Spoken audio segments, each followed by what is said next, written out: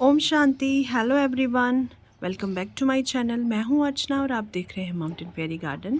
तो फ्रेंड्स, आज मैं करने वाली हूं अपने पर्पल हिबिस्कस की रिपोर्टिंग और हम देखेंगे कि किसी भी रूट बाउंड प्लांट को रिपोर्ट करने का सही तरीका क्या है। तो प्लीज़ वीडियो को पूरा देखिएगा और यदि अच्छी लगे तो लाइक शेयर सब्सक्राइब भी कीजिएगा। तो फ्रेंड्स देखिए, ये है मेरा पर्पल हिबिस्कस। इसमें 3 प्लांट लगे हुए हैं। ये पॉट है मेरा और देखिए इसमें नई ग्रोथ भी शुरू हो चुकी है। अगर आपको नज़र आ रहा हो तो इसमें नई ग्रोथ भी शुरू हो चुकी है, ये देखिए।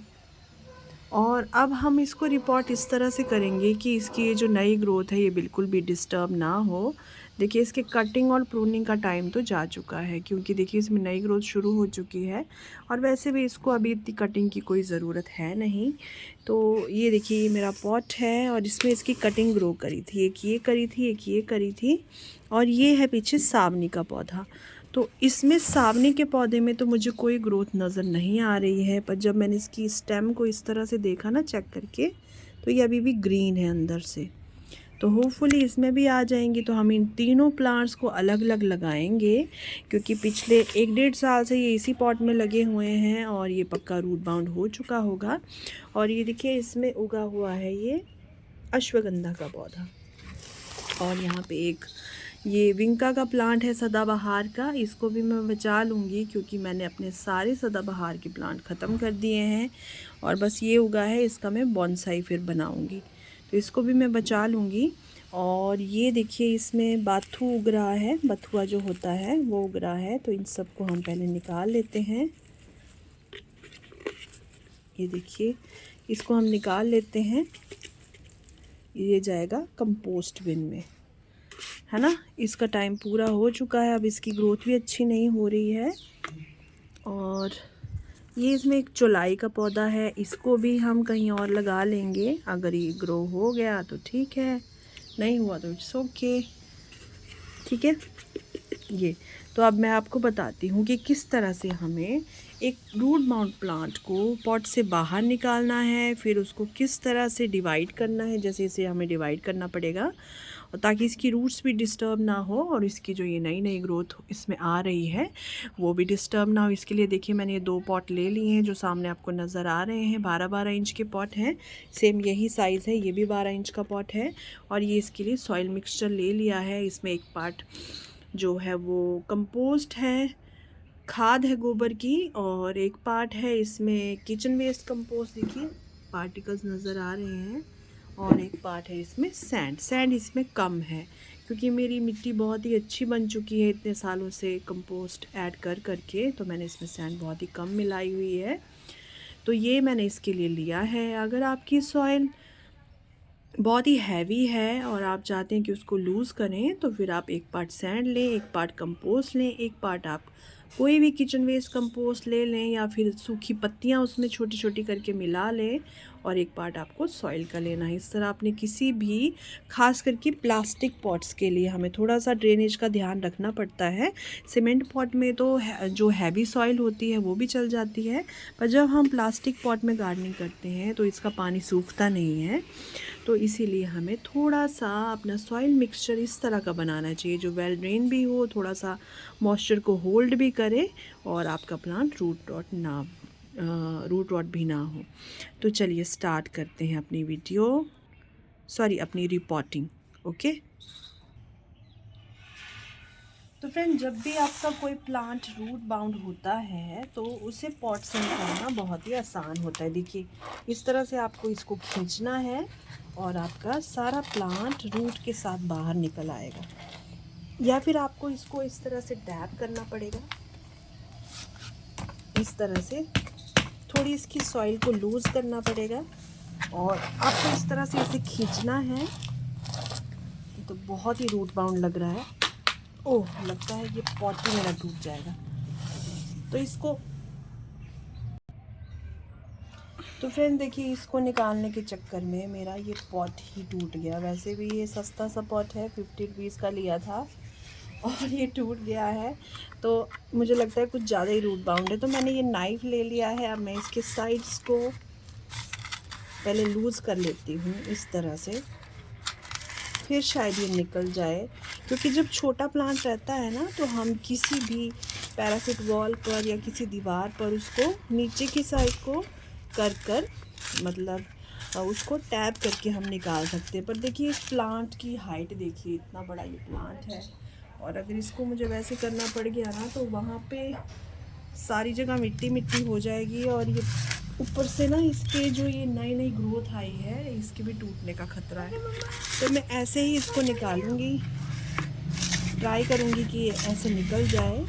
तो इसकी साइड हम लूज़ कर लेते हैं इस तरह से, फिर ट्राई करते हैं। देखिए आप इतने अपने प्लांट को रूट बाउंड होने का वेट ना करेंगे तो 1.5-2 साल से एक ही पॉट में लगा हुआ है, और शायद इसकी रूट्स बहुत ही ज़्यादा बाउंड हो चुकी हैं। 1 साल में आप अपना कोई भी प्लांट अगर रिपॉट करते हैं ना तो पॉट के टूटने का चांस कम रहता है। अब मेरा तो ये पॉट देखिए, इसकी ये साइड की जो इसका रिम है ये टूट गया है, और अब क्या करें, मुझे नहीं लगता कि अभी भी ये प्लांट निकलेगा।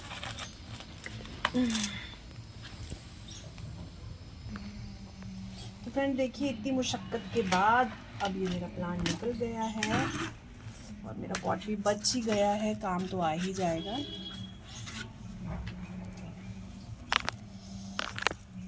ये देखें इस कितना रूट बाउंड है ये, वैसे ज़्यादा तो नहीं है पर निकल ही नहीं पा रहा था। तो अब हमें क्या करना है, इसकी रूट्स को बिल्कुल भी डिस्टर्ब नहीं करना है, और यही हम नाइफ़ लेंगे। और देखिए 3 प्लांट है इसमें, है ना, तो तीनों प्लांट्स को हमें बचाना है। और ये मेरा देखिए सदाबहार का प्लांट है, पहले हम इसे बचा लेते हैं इस तरह से। और अब देखिए 3 पार्ट में इसे कट करेंगे इस तरह से।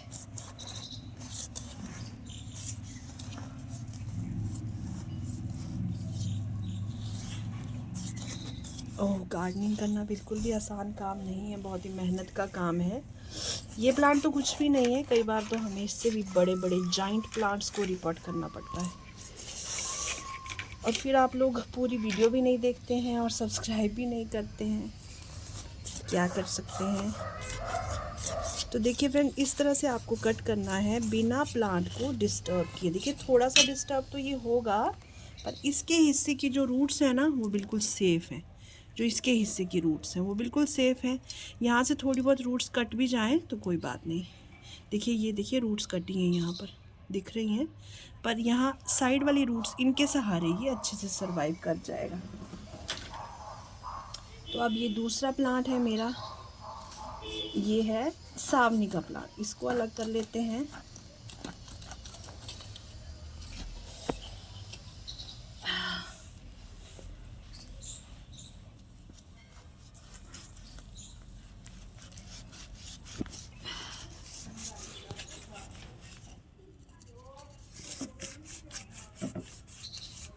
पता नहीं यहाँ पर क्या फंसा हुआ है, कुछ तो है, रूट्स ही होंगी शायद। बहुत ही मुश्किल है इसको कट करना। अगर मैंने इसको ज़्यादा छेड़ा ना तो ये देखिए इसकी रूट्स किस तरह से आपस में जकड़ी हुई हैं, निकल नहीं पा रही।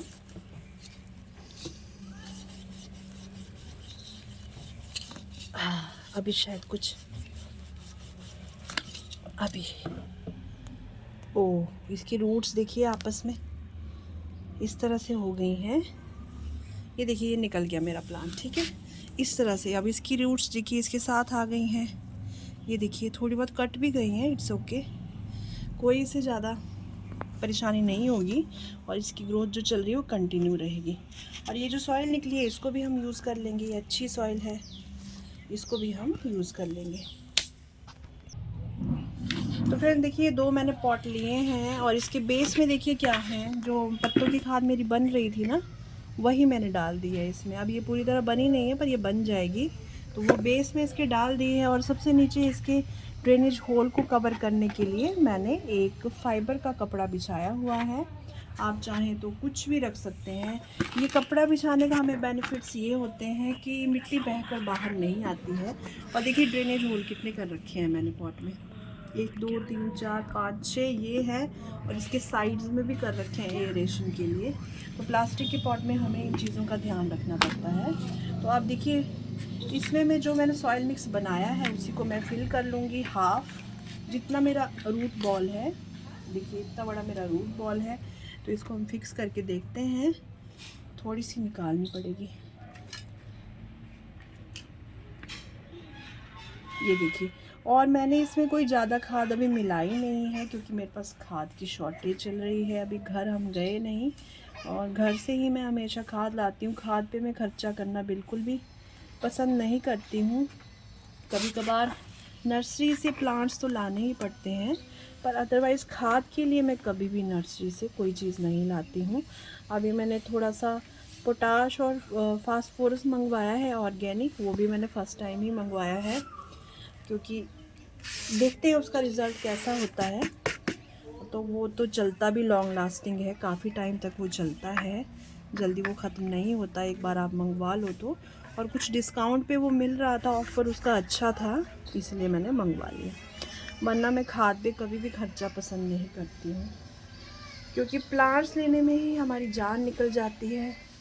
तो देखिए फ्रेंड्स, इस तरह से मैंने इसको सेंटर में रख लिया है। मुझे अभी भी लग रहा है ना ये ऊंचा है। देखिए, हमें हमेशा 1-2 इंच की जगह रखनी चाहिए खाद वाद ऐड करने के लिए। जैसे कि ये है हमारा पॉट, तो 1-2 इंच की जगह हमें खाद डालने के लिए और वाटरिंग करने के लिए हमें रखनी चाहिए पॉट में।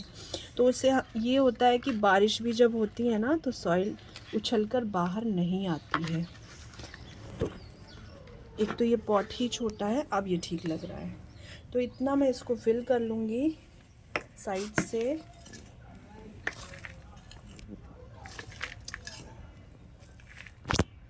कर देखिए फ्रेंड, ये मैंने इसमें मिट्टी भर ली है और ये जो इसका साइड का स्पेस रहता है ना, इसे हमें दबा दबा के भरना चाहिए क्योंकि ये हमारा जो रूट बॉल होता है ना, ये बहुत ही हार्ड होता है।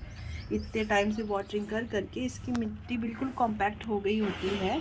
तो हमें साइड की सॉइल जो है उसको लूज़ नहीं रखना है, उसको भी वैसे ही हमें कॉम्पैक्ट बनाना है। तो इसको दबा दबा के हमें भरना चाहिए। तो देखिए इतना ही हमें अपने पॉट को भरना चाहिए, इससे ज़्यादा नहीं डालना चाहिए क्योंकि खाद वाद ऐड करनी रहती है और वाटरिंग भी करनी रहती है। ये मेरा एक प्लांट देखिए तैयार हो गया है। अभी मैं वाटरिंग इसमें बाद में करूँगी। अभी मैं ये दोनों प्लांट भी इसमें रिपोर्ट कर लेती हूँ पहले। तो ये दूसरा प्लांट देखिए मैं अब रिपोर्ट कर रही हूँ उसी सेम तरीके से। और इसका रूट बॉल बहुत बड़ा नहीं था तो इसकी हाइट एडजस्ट करने में ज़्यादा टाइम नहीं लगा। तो देखिए फ्रेंड, इसकी रिपोर्टिंग भी मैंने सेम उसी तरीके से कर ली है जैसे मैंने आपको अभी बताया था ना। और ये भी मेरा प्लांट रिपोर्ट हो चुका है। अब सामने का प्लांट रहता है उसको भी हम रिपोर्ट कर लेते हैं। देखिए इसके साइड्स को मैंने ऐसे दबा लिया है ताकि ये मिट्टी एक सार हो जाए इसके रूट बॉल में, और इसकी ये जो अभी नई इसमें सॉइल डाली है इसमें कोई डिफरेंस ना लगे। ठीक है, ये भी मेरा तैयार हो गया है। अब हम दूसरा तैयार करते हैं पॉट अपना सावनी का।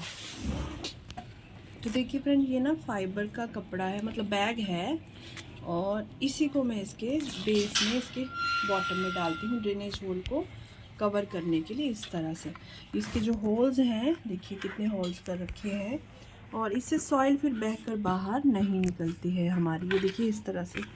और मैं इसमें क्या डालने वाली हूँ, ये देखिए सूखे पत्ते मैंने इकट्ठे करके रखे हैं जो भी मेरा गार्डन वेस्ट होता है, तो इससे खाद बन जाती है बहुत ही अच्छी। और इसको भी मैं इसमें डालने वाली हूँ। इसकी पत्तों की खाद बहुत ही अच्छी बन जाती है। ये देखिए इतने मुझे डाल देने हैं और इसको दबा दबा कर फिल करना है। और जब हम इसके ऊपर सॉइल डालेंगे ना तो ये जल्दी से इसका डीकम्पोजिशन स्टार्ट हो जाएगा। तो ये सॉइल मेरी बच गई है, एक पॉट के लिए काफ़ी है। इसी को मैं यूज़ करूँगी। देखिए इतना, क्योंकि इसका रूट बॉल मुझे काफ़ी लग रहा है। ये देखिए ये इसका रूट बॉल है, शायद इसमें दूसरे प्लांट की भी रूट्स हैं पर इट्स ओके। इस तरह से कर लेते हैं। अभी इसमें देखिए कोई भी ग्रोथ नज़र नहीं आई है, पर होपफुली इसमें ग्रोथ नज़र आ जाएगी क्योंकि इसकी स्टेम मैंने देखी है, स्टेम इसकी अभी भी हरी है। तो जब भी आपका प्लांट कोई इस तरह का हो ना रूखा सूखा, तो उसे जल्दी ना करें बाहर निकाल कर फेंकने की, क्योंकि उसकी ग्रोथ शुरू हो जाती है। वैसे भी देखिए बसंत का मौसम शुरू हो गया है, तो अभी सभी प्लांट्स की ग्रोथ का टाइम है। ये मैंने सारी सॉइल इसमें डाल दी है और इसके साइड्स को मैं अब अच्छे से दबा कर फिल कर लूँगी।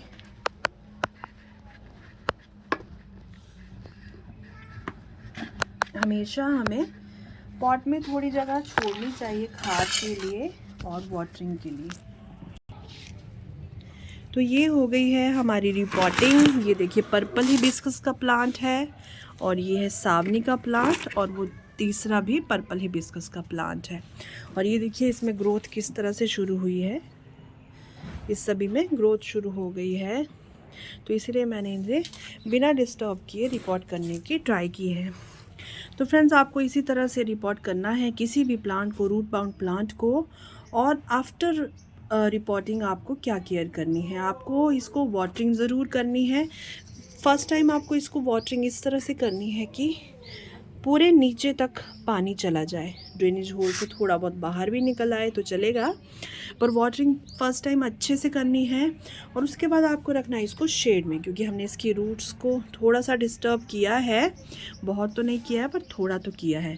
तो इसको रखना है हमें शेड में। और नेक्स्ट वाटरिंग आपको तभी करनी है जब आपको ये ऊपर की जो लेयर है सॉइल की, ये 2-3 इंच तक, इतनी आपको फिंगर भी डाल के देख लेना है, आपको गीली सूखी नज़र आए 2-3 इंच तक इतनी, तभी आपको नेक्स्ट वाटरिंग इसमें करनी है। नहीं तो रूट्स के रॉट होने के चांसेस होते हैं, क्योंकि प्लांट के ऊपर देखिए अभी तक लीव्स है नहीं। तो पानी हमें चाहिए होता है तब जब बहुत सारे लीव्स होते हैं प्लांट पर, क्योंकि उनको फोटोसिंथेसिस करना होता है लीव्स को।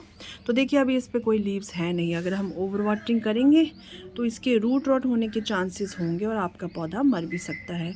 तो इन बातों का आपको ध्यान रखना है और इस तरह से आपको रिपोर्टिंग करनी है किसी भी रूट बाउंड प्लांट की, चाहे वो कोई भी हो, चाहे शेड लविंग हो, चाहे सन लविंग हो, या कोई भी प्लांट हो। इसी तरह से आपको उसकी रिपोर्टिंग करनी है। कोशिश करनी है कि हम प्लांट को ज़्यादा डिस्टर्ब ना करें।